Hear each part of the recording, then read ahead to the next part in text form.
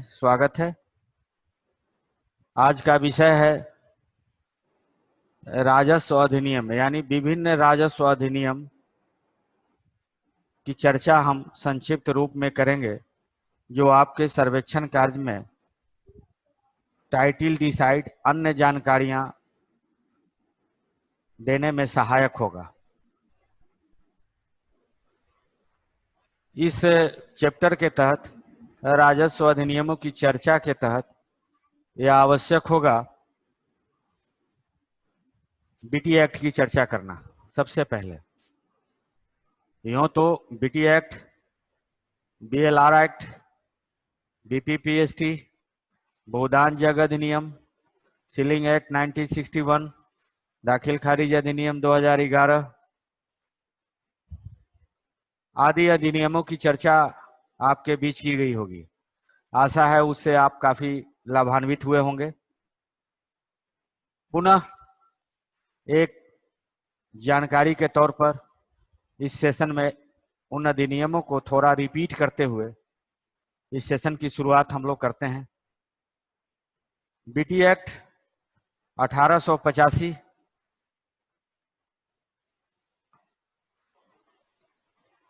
जिसका पूरा नाम पहले बंगाल टेनेंसी एक्ट, बाद में बिहार टेनेंसी एक्ट पड़ा। इस अधिनियम का मूल उद्देश्य भूमि प्रबंधन और भूधारकों के हितों की रक्षा करना था। इस अधिनियम में 196 अध्याय हैं, धाराएं हैं, लेकिन उन धाराओं की चर्चा, कुछ धाराओं में आवश्यक संशोधन भी कर दिए गए हैं। कुछ महत्वपूर्ण धाराएं, कुछ महत्वपूर्ण परिभाषाओं की चर्चा करना प्रासंगिक होगा। आप सुन चुके होंगे काश्तकार किसे कहते हैं, रैयत किसे कहते हैं, लैंडलॉर्ड किसे कहते हैं। एक बार पुनः उन शब्दों को जानकारी रिपीट करना इस एक्ट की चर्चा के क्रम में आवश्यक है। काश्तकार का मतलब जो किसी दूसरे व्यक्ति के अधीन रहकर भूमि धारित करता है और भूधारण के विरुद्ध उस व्यक्ति या उस रैयत को लगान देता हो। धारा 3 सब सेक्शन 3 में इसकी चर्चा की गई है। काश्तकार से यही मतलब है कि जो व्यक्ति किसी दूसरे व्यक्ति के अधीन यानी भूधारी के अधीन खेती के प्रयोजन से भूमि धारित करता हो, एक इकरारनामे के तहत निश्चित लगान देता हो। लैंडलॉर्ड की चर्चा भी करना आवश्यक है। लैंडलॉर्ड का मतलब भूस्वामी से है। वह व्यक्ति, जस्ट रिवर्स हो जाता है यहां पर, जस्ट वह व्यक्ति जिसके अधीन काश्तकार में था, वह व्यक्ति किसी व्यक्ति के अधीन, और यहां था वह व्यक्ति लैंडलॉर्ड में, वह व्यक्ति जिसके अधीन कोई एक टेनेंट, रैयत भूमि धारित करता हो। इसका मतलब यह है, इसको थोड़ा और इनलार्ज किया जाए। लैंडलॉर्ड से सीधे मतलब वह है कि वह व्यक्ति जिसे खेती एवं अन्य परियोजनों से भूमि धारण करने का अधिकार अर्जित हो गया है। अंतर दोनों में यह है कि इनमें उत्तराधिकार का हित भी निहित होता है। भूमि का अंतरण करने की शक्ति भी होती है। रेंट, एक धारा 3 के तहत रेंट की भी परिभाषा दी गई है, जिसमें कहा गया है कि कोई व्यक्ति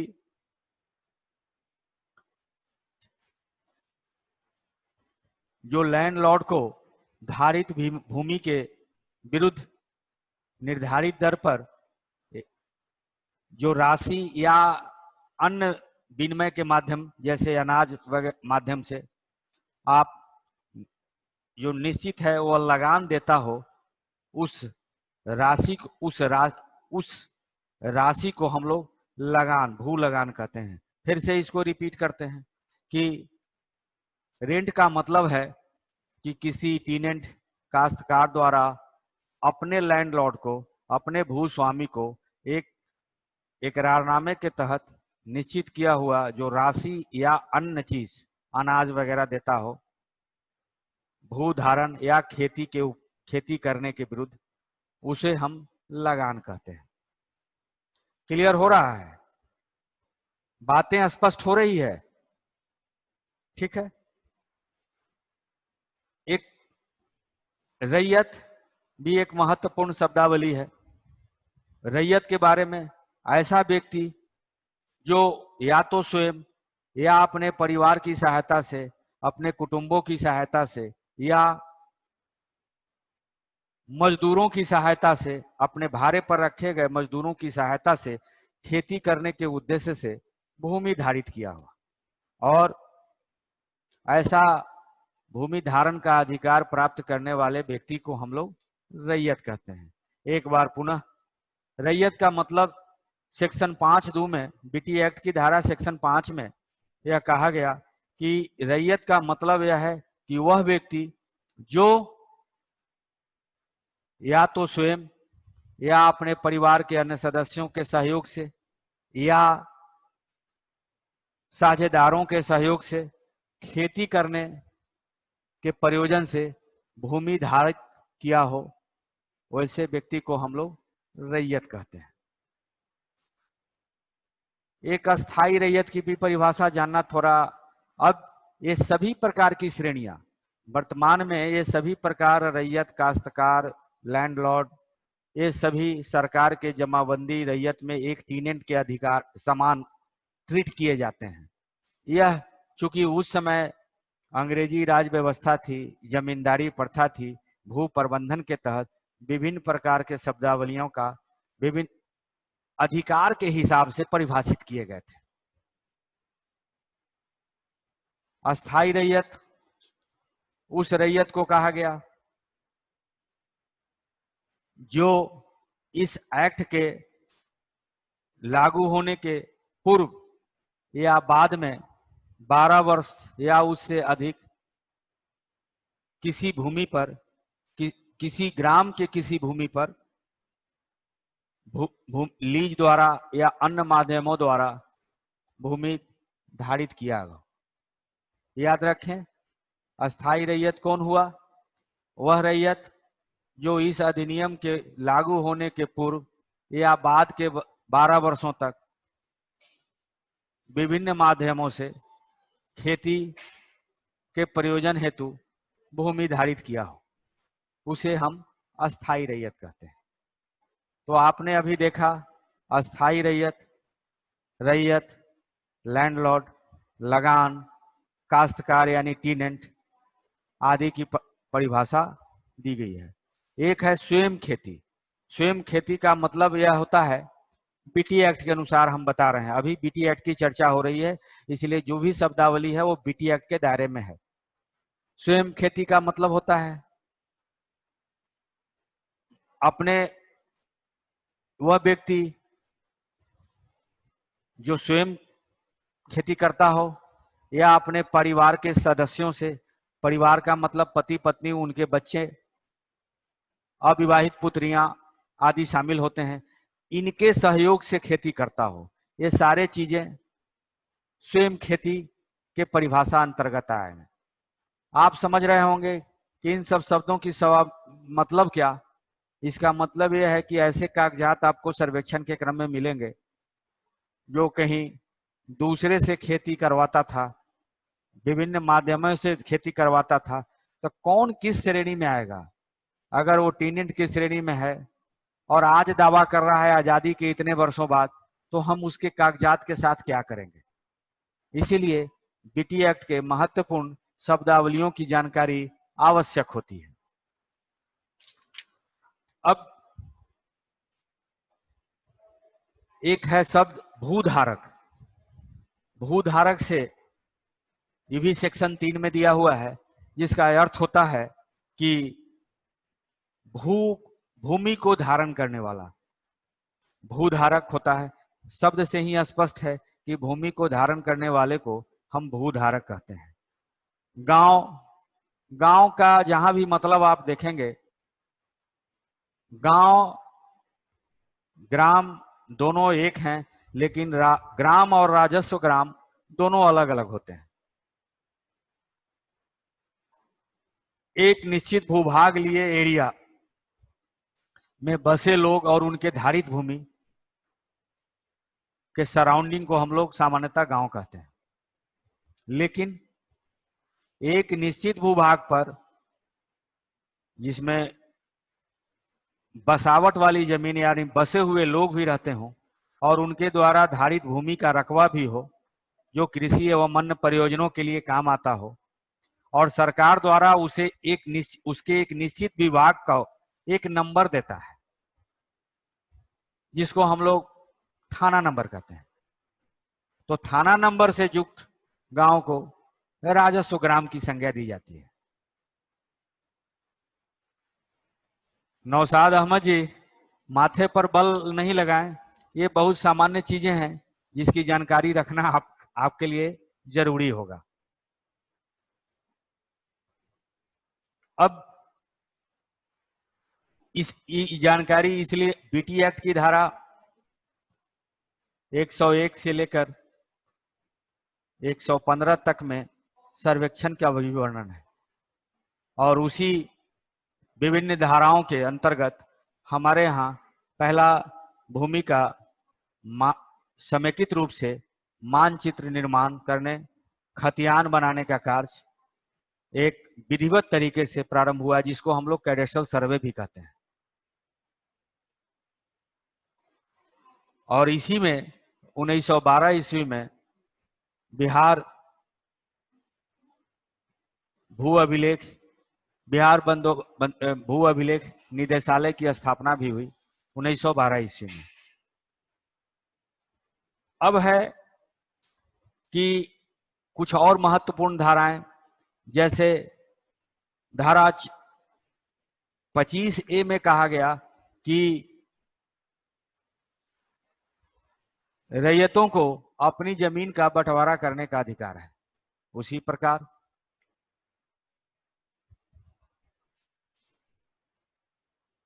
एक लगान की भी चर्चा, जो हमने अभी लगान की परिभाषा दी, धारा 24 अंतर्गत ये कहा गया कि जो भी रैयत हैं अपने जोत की भूमि का आधार पर एक निर्धारित लगान देंगे जो सामयिक होगा। लेकिन धारा 56 अंतर्गत रैयतों को उस के बारे में यह प्रोविजन किया गया कि लगान देना बाध्यकारी होगा। इसी प्रकार 48 में, सेक्शन 48 में 48 में कहा गया कि दर रैयतों को भी लगान देंगे जो जैसा वह निश्चित करे। कहने का मतलब यह कि किसी दर रैयत के द्वारा या तो लगान नगद भी दिया जा सकता है, और उस लेकिन उसमें एक प्रक्रिया यह भी जोड़ दी गई कि लगान अधिकतम 50% से अधिक नहीं होगा। दर रैयतों को से लगान वसूलने की प्रक्रिया का वर्णन 48 में किया गया। उसी तरीके से 48D एक महत्वपूर्ण धारा है, जिसमें दर रैयतों को रैयती अधिकार मिले। अब उन्हें कोई हटाएगा नहीं। अब जब तक वो रेंट देते रहेंगे उस निश्चित भूभाग पर वो काबिज रहेंगे। उनका खतियान में अन्य रैयतों की तरह, खतियान में आप समझते हैं रैयत कॉलम में मालिक का नाम लिखा होता है, इसके बाद मालिक जोतदार यानी उनके अधीन जो रैयत हैं उनका नाम लिखा रहता है। और बाद में जब हमारा जमींदारी उन्मूलन समाप्त हुआ, BLR एक्ट पारित हुआ, तो सारे रैयत जो जोतदार रैयत की श्रेणी में थे, रैयत की श्रेणी में थे, उनको जमाबंदी में नाम दर्ज कर एक रैयत घोषित कर दिया गया और रैयत के रूप में आज तक वह काबिज है। दर रैयत, रैयत, दर रैयत, रैयत में थोड़ा अंतर है। रैयत, अभी हमने आपको जैसा कहा कि वह व्यक्ति जो कृषि एवं अन्य परियोजनों के लिए भूमि धारित करता है, या तो स्वयं या अपने कुटुंब परिवार के अन्य सदस्य या साझीदारों के माध्यम से उस पर खेती करता है और इस तरह का अधिकार अर्जन किया है, उसको हम लोग रैयत कहते हैं। दर रैयत भी उसी प्रकार का था, लेकिन इनको रैयती अधिकार नहीं मिले थे। माने जब तक आप दे रहे, उनको हटाने का कभी 1 साल नहीं दिए, हटा दिए जाएंगे, इस तरह के बातें उन लोगों में होती थी। लेकिन 48D अंतर्गत दर रैयत, सभी दर रैयतों को रैयती अधिकार दे दिए गए। इसी प्रकार कुछ और बातें की गई। धारा 52 में, 52 में यह कहा गया कि यदि कोई भूमि गंग सिकस्त, गंग बरार यानी नदियों के मार्ग परिवर्तन के कारण अगर कुछ हो गया हो, भूमि निकली हो, तो उसका मालिक कौन होगा, कैसे उसका भूमि का प्रबंधन करेंगे। गंग सिकस्त, गंग बरार, यह शब्दावली से आप पूर्व परिचित होंगे। गंग सिकस्त का मतलब हुआ जो चीज नदी में, जो भूमि नदी में डूब गया, और गंग बरार का मतलब हुआ जो भूमि नदी के मार्ग परिवर्तन के कारण निकल गई, बाहर आ गई पानी से, उसको गंग बरार कहते हैं। इसका प्रबंधन कैसे होगा, रेंटिफिकेशन कैसे होगा, आदि की चर्चा हमारे धारा 52 में की गई है। उसी प्रकार एक सेक्शन 49 भी बहुत महत्वपूर्ण है, जिसमें गैरमजरूआ मालिक भूमि को बंदोबस्ती का अधिकार। आपको याद है कि गैरमजरूआ मालिक भूमि में पहले यह अधिकार जमींदारों, मध्यवर्तियों को था। किसी व्यक्ति को वह जमीन बंदोबस्त कर देते थे। बाद में आज जमींदारी उन्मूलन हुआ तो धारा 49 के तहत कलेक्टर को यह शक्ति प्रदत्त की गई। 1954 में यह शक्ति यानी समहर्ता की शक्ति अनुमंडल अधिकारी SDM में आ गई और यह प्रक्रिया वर्तमान तक जारी है। भूमि गैरमजरूआ मालिक भूमि यह विशेष श्रेणी की भूमि थी जो उनके खास आते थे, खास भूमि थी जिनको वो बंदोबस्त करते थे। धारा 87 में यह कहा गया कि कोई व्यक्ति यदि भू लगान देता हो, उस पर खेती करता हो, लेकिन बिना सूचना के वो एक बैग कहीं चला गया या लगान देना बंद कर दिया, तो मध्यवर्तियों को उस समय अधिकार दिया गया कि अपने उनके अधीनस्थ या भूमि वो दूसरे व्यक्तियों को पट्टा पर या अन्य विधि से उनको दे सकता है। इसका सेक्शन 117 और 118 कहता है कि स्थानीय क्षेत्र में जो सीमा का निर्धारण होता है, किसी 2 जिले की सीमा निर्धारण में कोई मापी वगैरह का कार्य किया जाता है, तो हम लोग या दो राज्यों की सीमा पर अगर ऐसा कोई मामला आता है, जहां मापी करना, मापी के बाद सीमा विवाद को हल करना कैसे करेंगे, किस अधिकार से करेंगे, यह हमारा 117 और 18 में इस तरह का वर्णन किया गया। उसी तरीके से ये जो बास भूमि के लिए गृहस्थल पर्चा या बीपीपीएसटी के अंतर्गत पर्चा ये हम लोग देते हैं, ये शक्तियां प्रदत्त है हमारा धारा 182 अंतर्गत।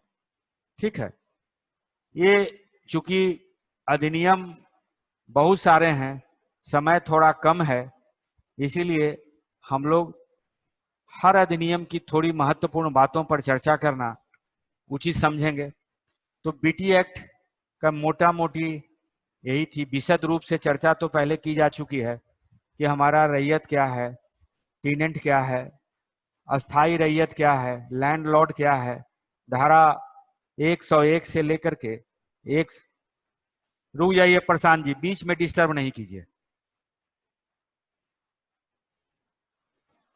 इस 101 से 115 में जो हमारा सर्वेक्षण का वर्णन है, धारा 56 क्या कहता है, धारा 24 क्या कहता है, 152 क्या कहता है, 49 में कैसे अधिकार कलेक्टर को गैर मजरूआ मालिक भूमि का मिला, उसी तरीके से 182 में कैसे ये बासगीत पर्चा का अधिकार मिला, कैसे 118-17 के अंतर्गत कोई सीमा विवाद होता है उसका निपटारा करते हैं, आदि महत्वपूर्ण धाराओं का चर्चा इस अधिनियम के तहत किया गया।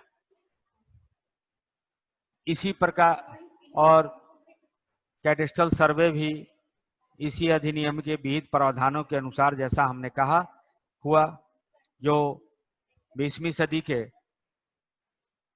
द्वितीय दशक तक चलता रहा। इसके बाद 1/1/1946 के बाद जमींदारी उन्मूलन हुआ। जमींदार की सारी शक्तियां सरकार में भेस्ट हो गई। अब जमींदार जो अपने अंतर्गत भूमि धारित कर रहे थे, निजी भूमि धारण करने वाला एक सामान्य टीनेंट रैयत हो गए। इसी समय आपको अभी हमने 182 के अंतर्गत चर्चा किया बास भूमि। तो जमींदार लोग करते क्या थे, जमींदार लोग विभिन्न प्रकार के लोगों को जो उनको खेती कार्य में सहयोग देते थे और गरीब श्रेणी के थे, मजदूर श्रेणी के थे, उनके पास अपना रहने के लिए कोई आवास योग्य भूमि नहीं था, वैसी स्थिति में वो अपने जमीन में उनको बसा लेते थे। लेकिन जैसे ही जमींदारी खत्म हुई, आरती सिंह जी, आरती सिंह सही तरीके से बैठे, हम ये चर्चा कर रहे थे। लेकिन जैसे ही जमींदारों को लगा कि मेरी शक्तियां सरकार में निहित हो रही है, जमींदारी उन्मूलन हो रहा है, जमींदारी प्रथा की समाप्ति हो रही है, तो वह छोटे छोटे जो भी बसाए थे अपने अपने जमीनों में, उनको बेदखल करने का भी प्रयास करने लगे। सरकार के सामने एक समस्या उत्पन्न हो गई कि ऐसे लोग जो वर्षों से किन्हीं बड़े भूस्वामी, रैयत, जमींदार की भूमि में बसे हुए हैं, उनको कोई अगर बेदखल कर रहा हो तो उनको रक्षा, उनके हितों की रक्षा कैसे की जाए। और इसी क्रम में हमारा उनके हितों की रक्षा के लिए Bihar privilege person home stay tenancy act 1947 लागू आया, जिसकी नियमावली 1948 में बनी। इसके तहत मुख्य प्रोविजन ये किए गए कि जैसे ही समहर्ता को कोई आवेदन देता है कि हम वर्षों से इनकी भूमि पर रह रहे हैं, हमारे पास, हम भूमिहीन श्रेणी के हैं, हमारे पास इसके अतिरिक्त बास जोग कोई और भूमि नहीं है, हमको फलाने रैयत द्वारा या उनके वंशजों द्वारा धमकाया जा रहा है, बेदखल करने का प्रयास किया जा रहा है। इस नियम के अंतर्गत प्रदत्त शक्तियों का प्रयोग करते हुए समाहर्ता, इस नियम में समाहर्ता की शक्ति अंचल अधिकारी या अंचल अधिकारी में समाहित कर दी गई है। तो जैसे ही ये आवेदन आता है सेक्शन 3 अंतर्गत, वैसे ही समाहर्ता यानी अंचल अधिकारी का दायित्व तो बनता है कि वह देखे, इसको जांच करे। वह जांच करता है, केस रिकॉर्ड खोलता है, जांच करता है और जांच के बाद सुनवाई करता है, पक्षों को नोटिस प्रपत्र F में देता है। अगर कोई बेदखल कर दिया तो उस पर ऑर्डर भी पास करता है। साथ ही साथ वैसी भूमि जो बरसों से रह रहा हो, उनको एक रैयत का दर्जा भी देता है, उनको भूमि का पर्चा भी बंदोबस्त भी करता है, रैयती भूमि। अब उसमें नोटिस कर दिया, अभिलेख खोल करके वादों की सुनवाई कर ली और ऑर्डर पास कर देता है। ऑर्डर पास करने में यह देखता है कि भूमि कितने वर्षों से आवेदक शिकायतकर्ता द्वारा धारित की गई है, दखल है कि नहीं, उस पर उसका मकान बना है कि नहीं। उसमें यह शर्त होता है कि मकान युक्त सहन में पूरी भूमि न्यूनतम 2 डिसमिल अधिकतम 12.5 डिसमिल तक होना चाहिए। व्यक्ति भूमिहीन श्रेणी का होना चाहिए। भूमिहीन श्रेणी से यहाँ राजस्व में तात्पर्य यह है कि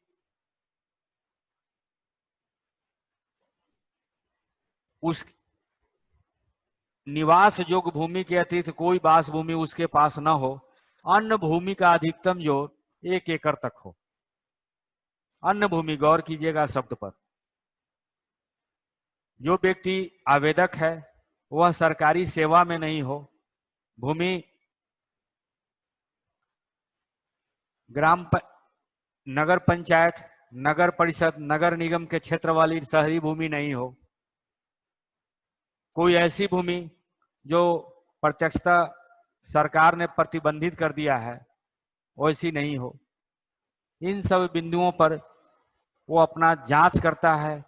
अंचल राजस्व कर्मचारी, अंचल निरीक्षक जो आज राजस्व पदाधिकारी कहे गए हैं, उनके माध्यम से जब जांच आ जाता है, दोनों पक्षों की सुनवाई करता है, तो प्रपत्र जी में वह एक पर्चा देता है। अधिकतम न्यूनतम की सीमा 2 डिसमिल से 12.5 डिसमिल तक। तो इस प्रकार उनके हितों की रक्षा के लिए सरकार को यह कानून लागू, कौन, Bihar privilege person home state tenancy act 1947 लागू करना पड़ा। इसके बाद कालक्रम से इसमें और प्रगति होने लगा। अब आजादी मिल चुकी थी, हमारा भूमि प्रबंधन के अधिकार संविधान के मुताबिक यह राज्य का विषय हो गया था। भूमि प्रबंधन की जमींदारी उन्मूलन के बाद यह आवश्यकता महसूस की गई कि एक ऐसा अधिनियम लाया जाए जो आज के बदलते परिवेश में सरकार में अब जमींदारों की शक्तियां जो निहित हो गई है, उसके आलोक में भूमि का प्रबंधन हो सके और विभिन्न प्रकार के आवश्यकता अनुसार भूमि आयोग का गठन किया जा सके। इसी उद्देश्य से सरकार ने एक भूमि सुधार अधिनियम, जिसको बिहार लैंड रिफॉर्म्स एक्ट 1950 कहते हैं, आया, जो सितंबर 1950 में लागू हुआ। बीटी एक्ट में आपने देखा कि उसका अपना उद्देश्य था, इनका भी अपना उद्देश्य है। आवश्यकता क्या थी इसके बारे में हमने आपको चर्चा किया। अब इसके सेक्शन 1 में यह कहा गया कि यह पूरे बिहार में लागू होगा। जिस दिन से सरकार के राजपत्र में यह प्रकाशित होगा, उस दिन से यह लागू होगा। इसमें भी बीटी एक्ट की तरह कुछ परिभाषाएं दी गई शब्दावलियों की, और कुछ परिभाषाएं ऐसी थी जो इसमें नहीं दी गई। उसके बारे में कहा गया कि जो इसमें शब्द की परिभाषा नहीं दी गई, वह बीटी एक्ट में के अनुसार परिभाषित शब्दों का मतलब समझें। जस्ट एक समरी रिवीजन हम आपके बीच कर रहे हैं, डिटेल में नहीं जा रहे हैं। डिटेल में इसलिए नहीं कि आपको पूर्व के क्लासों में या बाद के क्लासों में इसको बताया गया होगा या बताया जाएगा। आज बहुत शॉर्ट पीरियड है, 1 घंटे का है, जिसमें बहुत सारे अधिनियमों की चर्चा करनी है।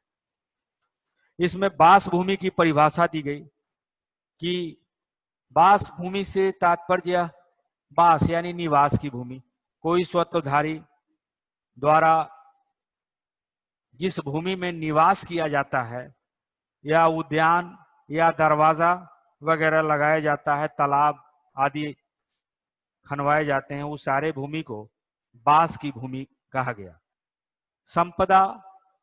संपदा का मतलब यह हुआ कि जिले के कलेक्टर एक समहर्ता समहर्ता की उस समय शक्तियां, जो एक राजस्व पदाधिकारी जो उप समहर्ता के स्तर का होता था, उनमें समहर्ता की शक्तियां निहित होती थी।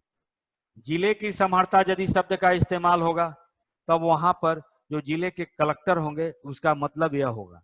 और समहर्ता शब्द का जब इस्तेमाल होगा, तब वैसे पदाधिकारी जिनमें समहर्ता के कार्यों को करने की शक्ति सरकार द्वारा प्रदत्त की गई है, जो उप समहर्ता श्रेणी के पदाधिकारी अथवा राजस्व पदाधिकारी नामित हैं। मतलब समझ लें, क्योंकि सब कार्य संभव नहीं था समहर्ता के लिए कि एक ही व्यक्ति सारे जिले का सारे कार्य कर सके, इसीलिए ऐसे पद बना करके समहर्ता की शक्तियां उसमें निहित की गई। संपदा का मतलब यह हुआ कि जिला स्तर पर राजस्व युक्त और राजस्व मुक्त, यानी वैसी संपदाएं जिससे राजस्व की प्राप्ति होती है, और कुछ वैसी संपदाएं जिससे राजस्व की प्राप्ति नहीं होती है। कहने का मतलब कुछ वैसी भूमि या जिसमें राजस्व मिलती है, लगान मिलती है, लीज से पैसे आते हैं, पट्टे से पैसे आते हैं, और जिससे नहीं मिलती है, इन सारों की सारे की प्रविष्टि की जाती है। तो जिस पंजी में इस प्रविष्टि की जाती है उसको संपदा पंजी कहते हैं, और जिस चीजों की प्रविष्टि की जाती है उसको संपदा कहते हैं। ये बातें क्लियर हो रही है या नहीं? हम सामान्य भाषा में आपको समझाने का प्रयास कर रहे हैं, जो हमने अपना अनुभव किया है लीगली। स्वत्वधारी ऐसे भूधारक जिनको संपदा धारित करने का अधिकार था, या जिन्होंने संपदा धारण करने का अधिकार अर्जित कर लिया, उनको हम स्वत्वधारी कहेंगे। एक चीज स्वत्वधारी में और था, किसी अवयस्क के बदले भी अभिभावक के तौर पर, जैसे किसी परिवार का 2000 बीघा जमीन है, वो अवयस्क है, तो कोई तो उसका मालिक बनेगा, कोई तो उसका भूमि प्रबंधक होगा, जो अपना निर्णय लेकर के उसके कार्यों को उसके बदले उन कार्यों को करेगा। ऐसी भी शक्तियां स्वत्वधारी में नहीं थी। स्वत्वधारी भूमि का मालिक होता था, अंतरण करने उत्तराधिकार के हित उसमें निहित होते थे, जो काश्तकार में नहीं होते थे।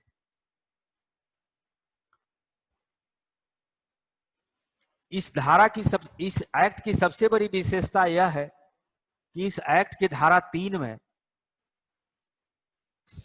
सरकार को यह राइट दिया गया, राज्य को यह राइट दिया गया कि सरकार जब चाहे एक अधिसूचना के माध्यम से राज्यादेश निकालकर किसी भी क्षेत्र के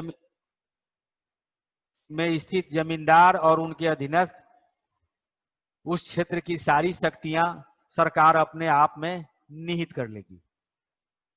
यह बहुत बड़ा मील का पत्थर है, यानी जमींदारी उन्मूलन की समाप्ति का पहला लीगल अध्याय है। सेक्शन 3 एक बार फिर रिपीट करते हैं कि राज्य सरकार को इस धारा के अंतर्गत यह अधिकार दिया गया कि सरकार चाहे तो राज्यादेश द्वारा जमींदारी उस एरिया के जमींदार, उस क्षेत्र के जमींदार, उस भूभाग के जमींदारों की सारी शक्ति अपने आप में निहित कर लेगी और उस एरिया में उनका सरकार के द्वारा निर्देशित यह कार्य समहर्ता द्वारा किया जाएगा, जो उप समहर्ता श्रेणी के, जैसा कि मैंने पहले चर्चा किया, पदाधिकारी होते थे। और जैसे ही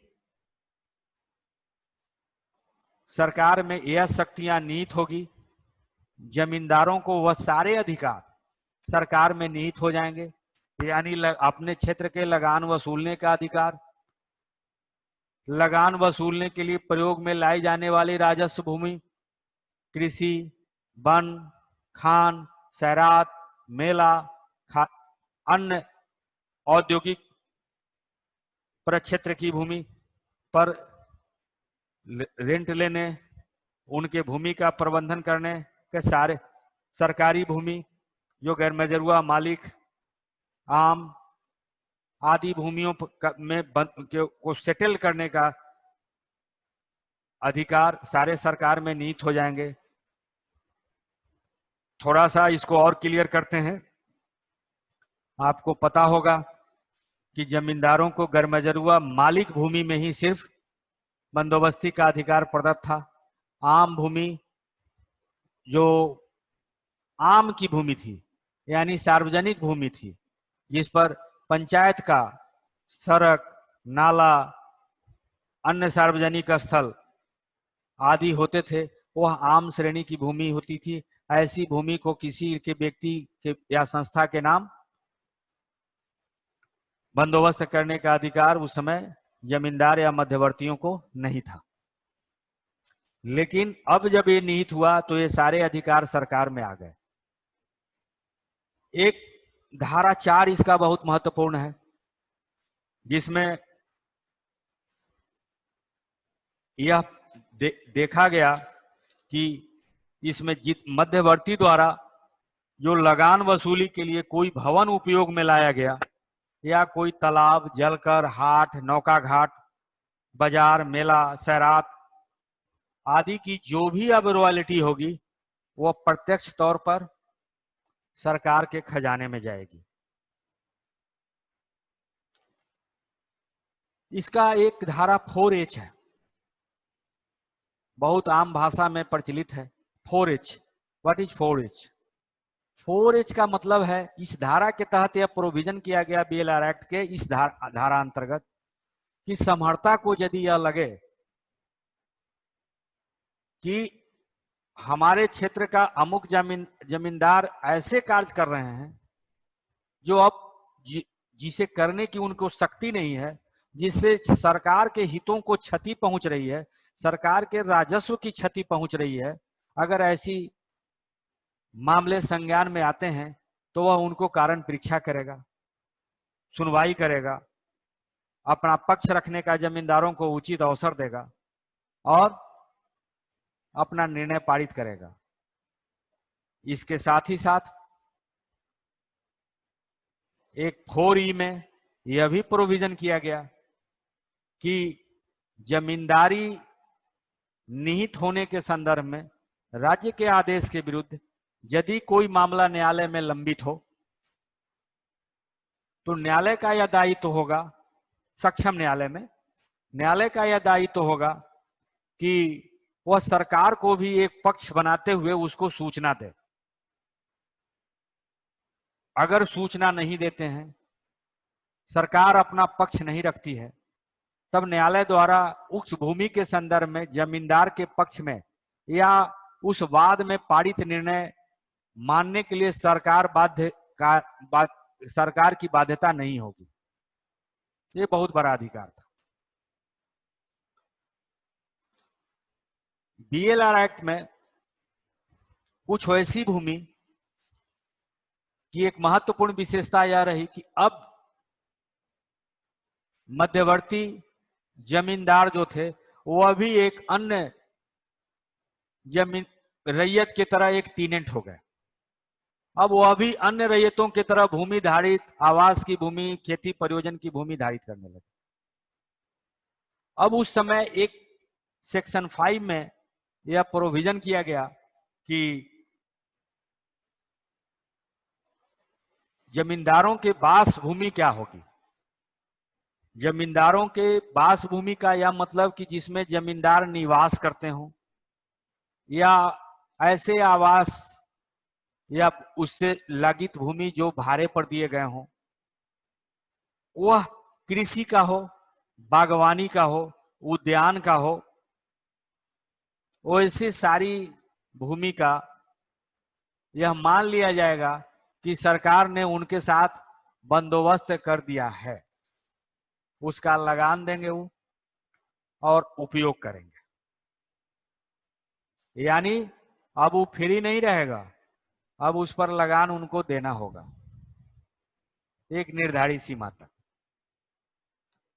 इसके इतर उनके अधिकार क्षेत्र में जो धारा 7A और B है, उसमें यह कहा गया कि हाट, बाजार, मेला आदि की भूमि जमींदार के साथ बंदोबस्त नहीं माने जाएंगे। अब उसका प्रबंधन, उसकी रॉयल्टी और उसकी नीलामी, अन्य प्रक्रियाओं का सारा अधिकार अब सरकार और सरकार द्वारा प्राधिकृत व्यक्ति यानी समर्था में वेस्ट हो जाएंगे। इस प्रकार इस ये कंक्लूड हम कर रहे हैं कि 5-7 धाराओं की चर्चा करके, जिसमें यह स्पष्ट हो गया BLR एक्ट में कि इसका मुख्य उद्देश्य जमींदारी उन्मूलन के बाद की उत्पन्न परिस्थिति में भूमि का प्रबंधन आदि करना था। जमींदार की सारी शक्तियां सरकार में निहित हो गई। अब किसी भी प्रकार की भूमि का सेटल करने का अधिकार नहीं मिला। ऐसी भूमि जिस पर पूर्व में जमींदार लगान लेते थे, ऐसा पाया जा रहा था कि 1/1/1946 के बाद भी उनके द्वारा लगान लिए जा रहे थे या भूमि की बंदोबस्ती की जा रही थी, वो सारे अवैध घोषित कर दिए गए। और जो भी लगान इस उक्त अवधि में लिए गए वह सारे सरकार के खजाने में जमा करना था। और जो भी उक्त अवधि में गैर मजरूआ मालिक जैसे भूमि का बंदोबस्ती 1/1/1946 के बाद किया गया, वह अवैध माने गए। और फिर अगर उस योग्य श्रेणी के साथ किए गए थे, बंदोबस्त किए गए थे, तो उनको फिर एक नियम के तहत अगर सही पाया गया या सरकार या महसूस की तो रेगुलाइज कर। लेकिन मालिक जमींदार नहीं अब रहे, एक रैयत हो गए। इस अधिनियम की यही महत्वपूर्ण बातें थी। अब आगे बढ़ते हैं। इस समय बहुत परिवर्तन हो रहे थे, उथल पुथल भूमि प्रबंधन के क्षेत्र में था। इसमें यह परिवर्तन हो गया कि भाई अब आचार्य विनोबा भावे महोदय द्वारा एक मूवमेंट चलाया गया, जिसमें यह कहा गया कि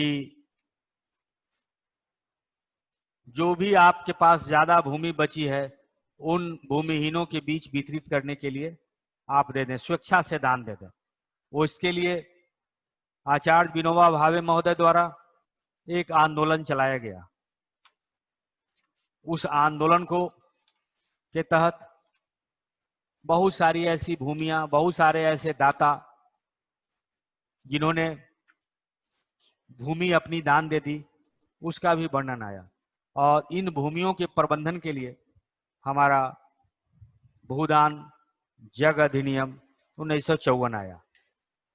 53-54 में आया, जिसमें यह अधिनियम लाने की जरूरत इसलिए पड़ी कि ऐसे सारी भूमियां जो आचार्य विनोबा भावे और उनके अनुयायियों द्वारा विभिन्न क्षेत्रों में विभिन्न प्रकार की भूमियों को दान स्वरूप दाता से प्राप्त की थी, उसका प्रबंधन करने के लिए।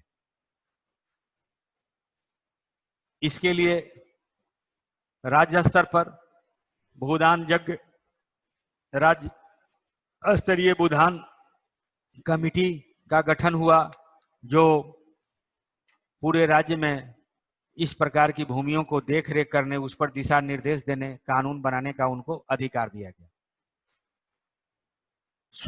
इसमें जिला स्तर पर जिला भूदान यज्ञ कमेटी और उनके महामंत्री होते हैं। वह उस जिले में भूदान से प्राप्त भूमि का पंजीबद्ध करते हैं और उनके वितरण की कार्रवाई करते हैं। वितरण में यह ध्यान रखा गया है कि यह जमीन जो भी मिला सुयोग्य जमीन, उसकी संपुष्टि उप समहर्ता द्वारा की जानी आवश्यक है। यानी समहर्ता देख लेंगे कि यह जमीन सही है, विवादित नहीं है, दाता को यह जमीन वितरित दान में देने का अधिकार था या नहीं था, और आम उपयोग की तो जमीन नहीं है, खान की जमीन नहीं है, कब्रिस्तान श्मशान की तो जमीन नहीं है। अन्य बिंदुओं पर जांच करने के बाद भूमि की संपुष्टि होती है और भूमि की संपुष्टि के उपरांत उस जिले के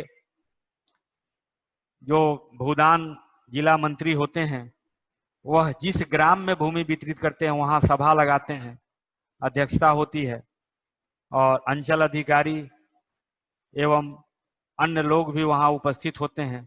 सुयोग्य श्रेणी के लोगों को भूमिहीन लोगों को के बीच यह वितरित करने के लिए सूचियां बनती है, आवेदन लिए जाते हैं और उस आवेदन के आधार पर वितरण की कार्रवाई पूर्ण की जाती है। भूमि यह जमीन भूमिहीनों के बीच, विलेज कम्युनिटी के बीच, ग्राम पंचायत को आदि को दिए जाने का प्रोविजन है। जैसे ही संपुष्टि के बाद यह भूमि वितरित होती है, उस भूमि पर दखल कब्जा दिलाने के लिए अंचल अधिकारी बाध्य होते हैं, अंचल अधिकारी को दिलाना होता है। साथ ही अन्य भूमियों की तरह इस भूमि का भी दाखिल खारिज किया जाता है। जो दाखिल खारिज अधिनियम आज 2011 के अंतर्गत आप सेक्शन 3(2) में यह देखते हैं। तो इस प्रकार की भी बातें आई। आगे बढ़ते हैं। इसी क्रम में हमारा एक 1961 का सीलिंग एक्ट आया, जिसको बिहार भूमि सुधार अधिकतम सीमा निर्धारण अधिशेष भू अर्जन अधिनियम 1961 कहते हैं, जिसको अंग्रेजी में बिहार लैंड सीलिंग एक्ट या बिहार लैंड सीलिंग मैनुअल 1961 भी कहा जाता है। इस अधिनियम का भी अपनी महत्ता थी। इसमें यह देखा गया कि कुछ लोगों के पास बहुत भूमि है और कुछ लोगों के पास अभी भी रहने या खेती करने के लिए भूमि नहीं है। तब सरकार ने महसूस किया कि बड़े भूस्वामियों से जिनके पास भारी मात्रा में भूमि है उसमें एक लिमिटेशन लगाई जाए और एक क्लासिफिकेशन किया जाए, जिसके तहत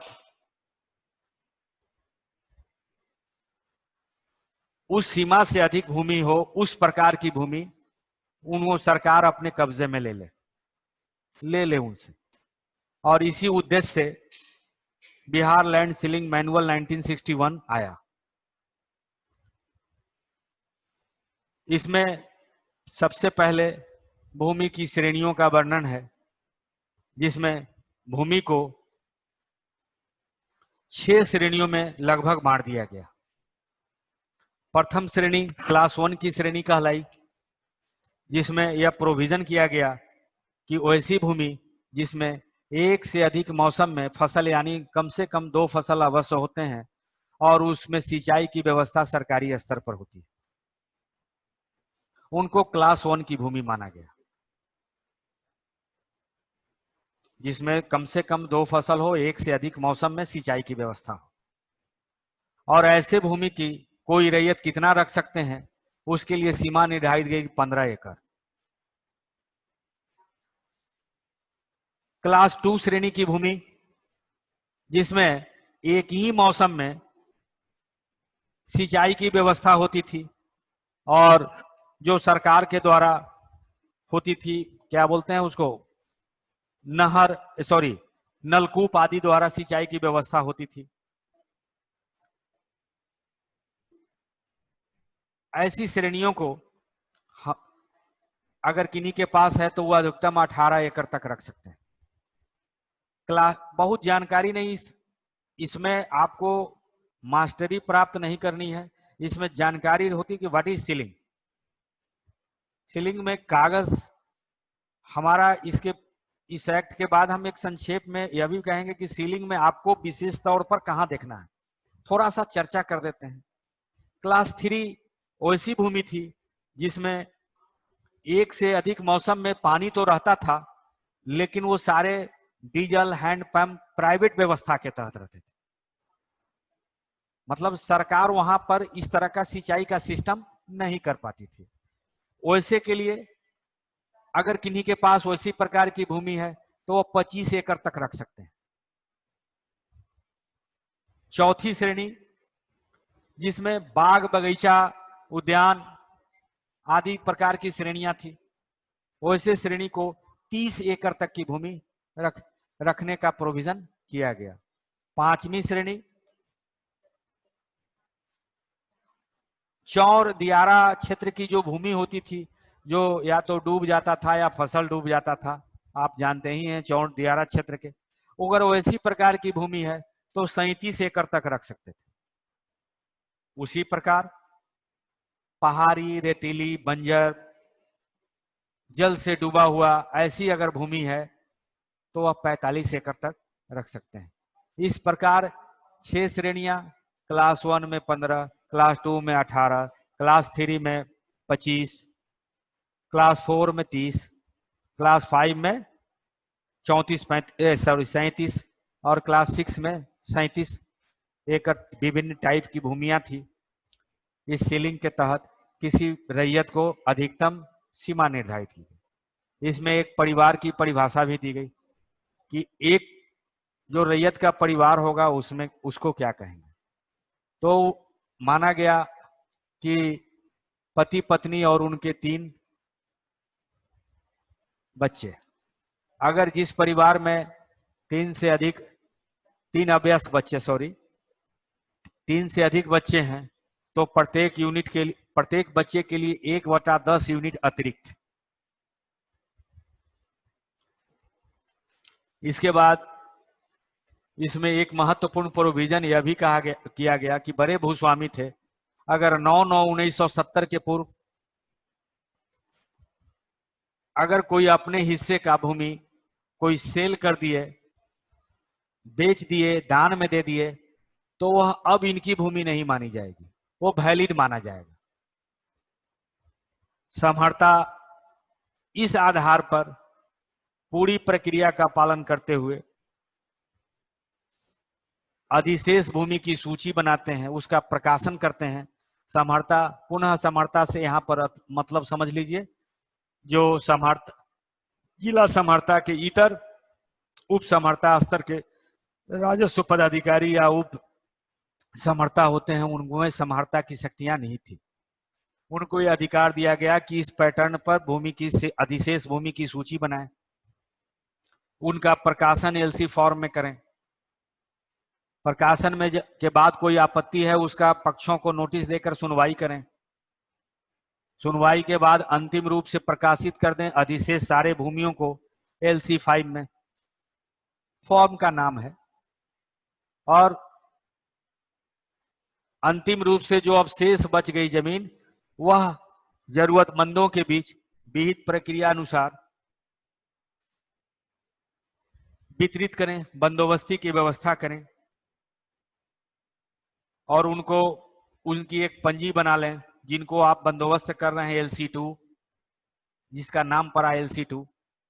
इन सब से मत घबराइएगा, वहां लिखा मिलेगा। सिर्फ हम लोगों को इनकी चर्चा करने का मूल उद्देश्य यह है कि इनको आप जान लें, और जैसे ही आपको प्रपत्र 2 में कोई आप इस टाइप की भूमि, इस टाइप से भूमि का पर्चाधारी सीलिंग प्राप्त भूमि मिले तो उसको क्या करेंगे, कौन सी चिड़िया का नाम है ये सीलिंग, इनके बारे में जानकारी दे, जिस पर टाइटल डिसाइड कर लें।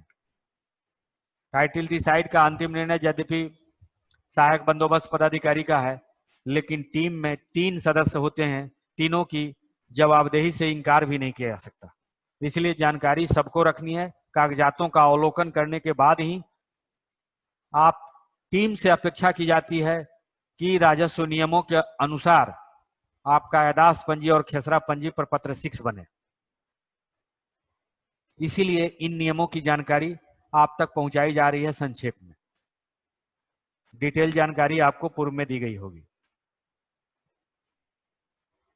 अब जिनको भी इस तरह की जमीन बंदोबस्त कराई गई, उनका भी अन्य भूमि की तरह जैसे अंतरण अन्य भूमियों का हुआ, वो दाखिल खारिज अधिनियम 2011 के सेक्शन 4, 3 और 4(2) अंतर्गत इनका भी दाखिल खारिज होगा, रसीद कटेगा। लेकिन ऐसी भूमियों के सर्वेक्षण के क्रम में हम अभियुक्ति कॉलम 14 में जरूर डालेंगे कि भूमि सीलिंग से प्राप्त। तो ये हमारा सीलिंग अधिनियम था। बीच में 1-2 अधिनियम की चर्चा करना भूल गए, चर्चा करना प्रासंगिक है। एक बिहार जोत समेकन एवं खंडकरण निवारण अधिनियम 1956 भी पारित हुआ। उसी के तहत बिहार के विभिन्न जिलों में आपने चकबंदी सुना होगा। चकबंदी की प्रक्रिया पूर्ण की जाती है।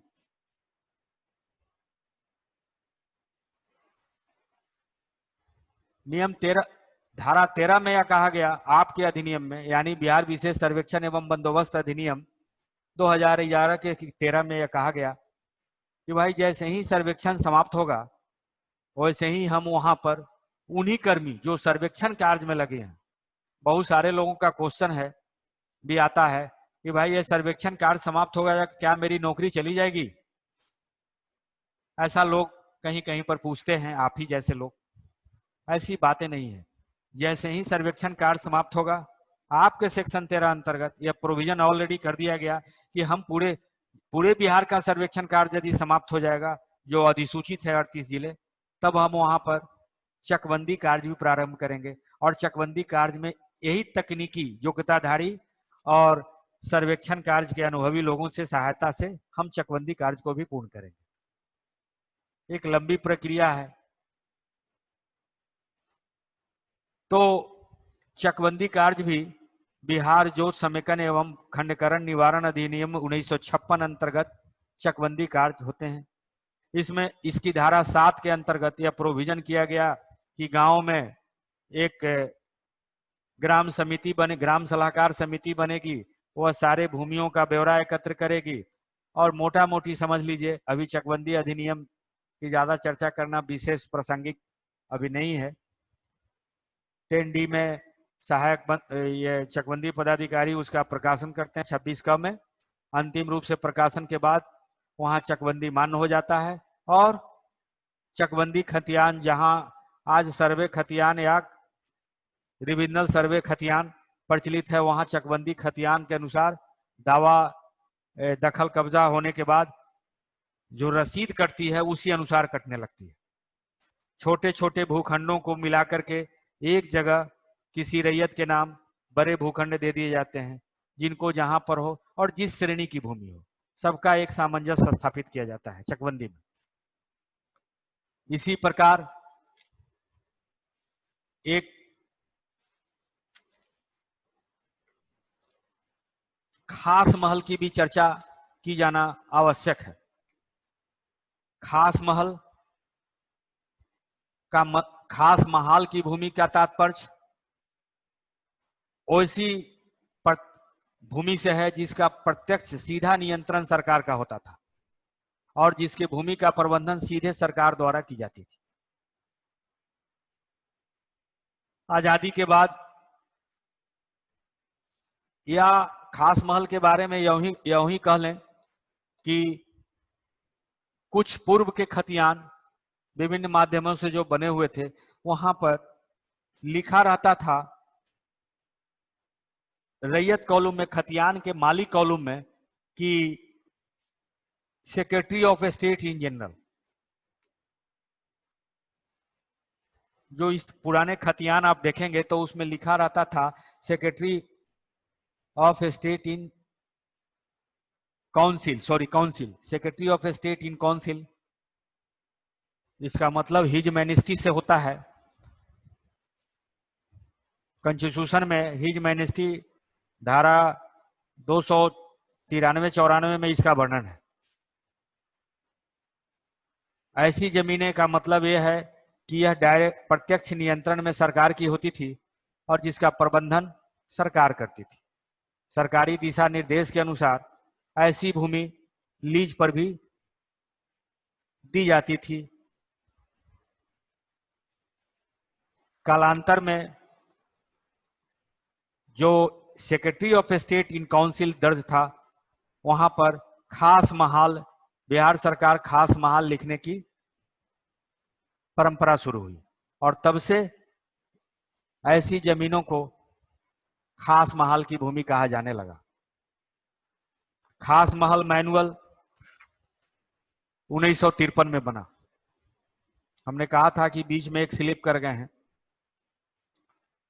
तो खास महल मैनुअल की महत्वपूर्ण बातें ये थी, इसमें 173 कंडिकाएं हैं और इसमें ऐसी भूमियों को जो सरकार के सीधे नियंत्रण में थी उसके प्रबंधन की चर्चा की गई।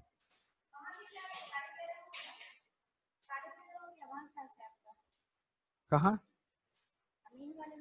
अच्छा, सॉरी, यहीं तक आज क्लास का पीरियड यार। अच्छा, 1.5 घंटा हो गया सर। अच्छा, खत्म हो गया। अगर मौका मिला तो इस सीरीज को हम आगे बढ़ाएंगे। खास महल का नीति जो हमारा मैनुअल है, खास महल मैनुअल 1953, दाखिल खारिज अधिनियम, बिहार लीज नीति, ये 3 विषय अधूरे रह गए जिसको हम पूरा नहीं कर सके। इसके लिए सॉरी। हम फिर मिलते हैं। धन्यवाद।